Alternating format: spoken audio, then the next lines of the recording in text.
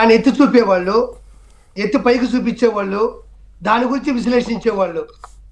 ఒక్క వైఎస్ఆర్సీపీలో మాత్రమే ప్రజలకి నిజం తెలిసినా, అది తప్పు అని తెలిసినా కూడా దాని మీద వాదించే ప్రక్రియ ఏదైతే ఉందంటే అది కేవలం వైఎస్ఆర్సీపీలో మాత్రమే.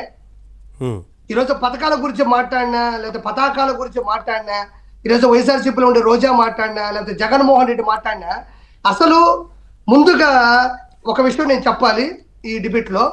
ఫస్ట్ ఆఫ్ ఆల్ ఆర్కే రోజాకి రాజకీయం గురించి మాట్లాడే అర్హత కానీ, తిరుమల తిరుపతి దేవస్థానం గురించి మాట్లాడే అర్హత కూడా లేదు అని నేను చెప్తున్నాను. ఎందుకంటే ఎవరైతే ప్రజలు రోజాని నమ్మి ఓటేసి అసెంబ్లీకి పంపించారు, 2 సార్లు పంపించిన 2 సార్లు ప్రజల సమస్యల మీద, ప్రజల ప్రశ్నల మీద గళమెత్తాల్సిన సందర్భంలో కూడా అన్న దెబ్బలో ఎదురుండదు, అన్న కొడితే బెదురుండదు, అన్నకి తిరుగుండదు, అన్నకి నా సెల్యూట్ అని కొట్టింది తప్ప మా ఊళ్ళో స్కూల్ లేదు, మా ఊళ్ళో రోడ్ లేదు, మా ఊళ్ళో న్యాయం లేదు, మా ఊళ్ళో ధరలు పెరిగిపోయినాయి అని ప్రశ్నించకుండా ఆ రోజుల్లో కూడా జగన్మోహన్ రెడ్డికి భజన చేసింది తప్ప ఏ రోజు ప్రశ్నించలేదు. అందరికీ అసెంబ్లీకి వెళ్ళే అర్హత ఉండదు. గుడికి వెళ్ళొచ్చు, ప్రజలు ఎవరైనా గుడికి వెళ్ళొచ్చు, చర్చికి వెళ్ళొచ్చు, మసీద్కి వెళ్ళొచ్చు. కానీ అసెంబ్లీకి వెళ్ళాలంటే ప్రత్యక్ష రాజకీయాల్లో గెలిచి, అంటే ఎవరైతే ప్రజల చేత, పరోక్ష రాజకీయాలు కూడా కొన్ని ఉన్నాయి, బట్ ప్రత్యక్ష రాజకీయాల్లో మెంబర్ ఆఫ్ లెజిస్లేటివ్ అసెంబ్లీకి వెళ్ళాలంటే వాళ్ళు గెలిచి మాత్రమే అడుగు పెట్టి అక్కడ కూర్చొని స్పీకర్ అధ్యక్షతను మనం మాట్లాడచ్చు. అంతేగాని అక్కడికి వెళ్ళిన ఆవిడ అక్కడ మళ్ళీ మినిస్టర్ అవ్వాలనో లేకపోతే ఇంకొకటి అవ్వాలని చెప్పి అక్కడ కూడా భజన చేసిన వ్యక్తి తప్ప, చెప్పారు కదా, కుదురు ఉండదు, బెదురుండదు, ఎదురుండదు, అన్నకి ప్రతిపక్ష హోదా ఉండదు అని చెప్పిన ఏకైక వ్యక్తి ఎవరైనా ఉన్నారంటే ఆర్కే రోజా.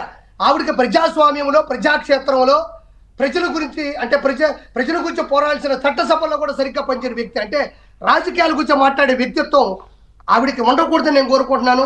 రెండోది, ఆవిడికి తిరుమల తిరుపతి దేవస్థానం గురించి మాట్లాడే అర్హత కూడా లేదు. ఎందుకని చెప్తున్నానంటే పాత రోజుల్లో గత 5 సంవత్సరాల్లో ఆవిడ రైల్వే భోగి ఒక 30 భోగిలు వేసుకొని భోగికి 30 మంది లెక్కన 100 మందిని పైకి తీసుకెళ్లి సామాన్య భక్తులు సర్వదర్శనాల కోసం బయట ఇబ్బంది పడుతుంటే వాళ్ళకి టీలే, కాఫీలే, మజ్జిగలే, పులిహోరలే, దత్తోజనలే, సాంబార్ రైస్లే, ఆఖరికి మంచినీళ్ళు కూడా లేకుండా పైన ఫ్యాన్లు కూడా ఆపేసి ఆ పక్క ఈ పక్క తాళం వేసి వాళ్ళు నరకం చూస్తుంటే ఇంకా మనం ఈ తిరుమల దర్శనానికి రావద్దు అనే ఆలోచనల మధ్యలో ప్రచారం చేసింది అన్యమత ప్రచారం, అదే క్రిస్టియానిటీ. అది నేను ప్రత్యేకంగా చెప్పక్కర్లేదు.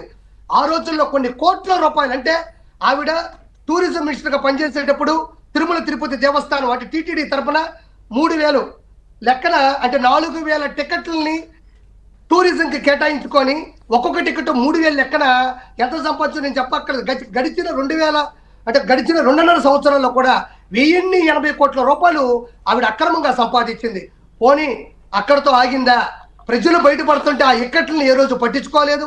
తర్వాత ఒక మాట ఏంటంటే పైకెళ్ళి ప్రెస్ మీట్ పెట్టేది, అరే గోవిందనామ స్మరణాలు, ఓంకార నాదాలు, అక్కడ భక్తులు ఇక్కట్లు, అన్నదానం ఎలా ఉంది, లడ్డు ఎలా ఉంది, మంచి మంచి దర్శనం నాకు దొరికింది, ఆ భగవంతుడు నన్ను మంచిగా చూసుకుంటాడని నేను కోరుకుంటున్నాను. ఇలాంటి మాటలు మాట్లాడతారు ఎవరైనా. చాలో ఒకటి నిండుగా నా అంత